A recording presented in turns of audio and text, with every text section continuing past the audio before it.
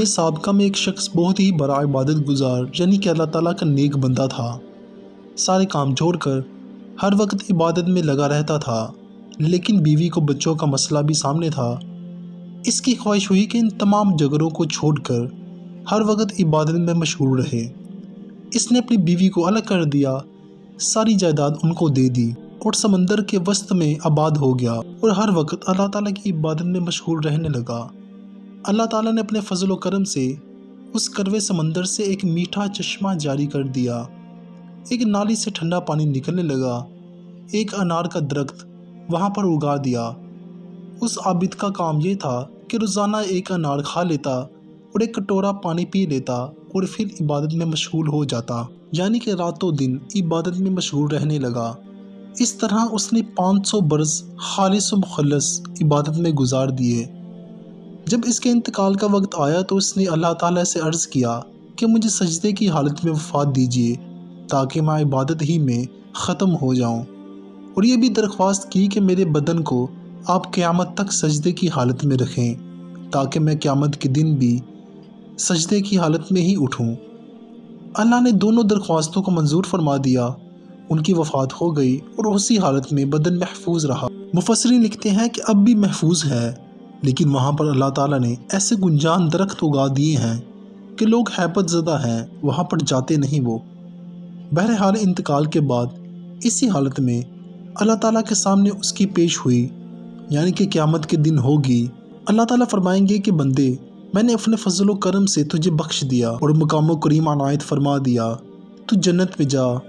اس عابد کے دل میں ایک وسوسہ گزرے گا کہ 500 برس میں نے خالص اللہ تعالیٰ کی عبادت کی، پھر بھی میں اللہ تعالیٰ سے فضل سے ہی بخشا جا رہا ہوں۔ کم سے کم دلداری کے لیے یہی فرما دیتے کہ ہم نے تیری عبادت کے بدلے میں تجھے جنت دی، تو میں یہاں پہ خوش ہو جاتا کہ محنت مل گئی مجھے۔ اب اس کا مطلب یہ ہے کہ میں نے عبادت ہی نہیں کی، صرف فضل ہی سے بخشا گیا۔ یہ وسوسہ عابد کے دل میں آیا، آپ فرشتوں سے فرمائیں گے اس کو دوزخ میں ڈالنا نہیں ہے، البتہ یہاں سے اتنی دور لے جاؤ کہ جہنم سے 500 برس کا راستہ وہاں سے ہو۔ ملائکہ اس کو اس جگہ پر لے جائیں گے۔ جب وہ اس مقام پر پہنچے گا تو جہنم سے لپٹ آئی اور ایک دم سر سے پیر تک وہ خشک ہو گیا اور اس نے پیاس پیاس چلانا شروع کر دیا۔ تو غیب سے ہاتھ نمودار ہوا، اس میں ٹھنڈے پانی کا ایک کٹورا تھا، تو آواز آئی کہ یہ پانی قیمت سے ملے گا۔ عابد نے کہا کہ اس کی قیمت کیا ہے؟ تو کہا گیا کہ جس نے 500 برس تک خالص عبادت کی ہو، اگر وہ اس کے بدلے میں لینا چاہے تو وہ لے سکتا ہے۔ عابد نے کہا کہ وہ میرے پاس ہے، لے لو۔ اس کو پانی کا کٹورا دے دیا گیا، وہ پیا اور جان بچ گئی۔ پھر اللہ تعالیٰ کا حکم ہوا کہ اس کو واپس لے آؤ۔ فرشتے واپس لے آئے، اللہ تعالیٰ کے سامنے پیش کیا گیا۔ اللہ تعالیٰ نے فرمایا کہ اے بندے، ہم مبرہ ہو گئے، اور وہ تیرا ہی تجویز کردہ تھا کہ 500 برس کی عبادت کے بدلے خوشی سے ایک کٹورا پانی پر راضی ہو گیا، لہٰذا معاملہ برابر ہو گیا ہے۔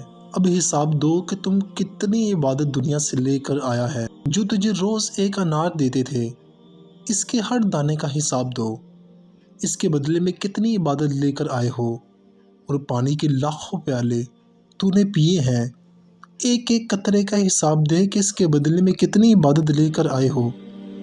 اور ہم نے جو آنکھیں تمہیں دیں اور اس میں جو نور بخشا تھا، اس کا ایک ایک تار تھا کہ تو نے اس سے دنیا کی چیزوں کو دیکھا تھا، اس کے ہر تار کا حساب دے کہ اس کے بدلے میں کتنی عبادت لے کر آئے ہو۔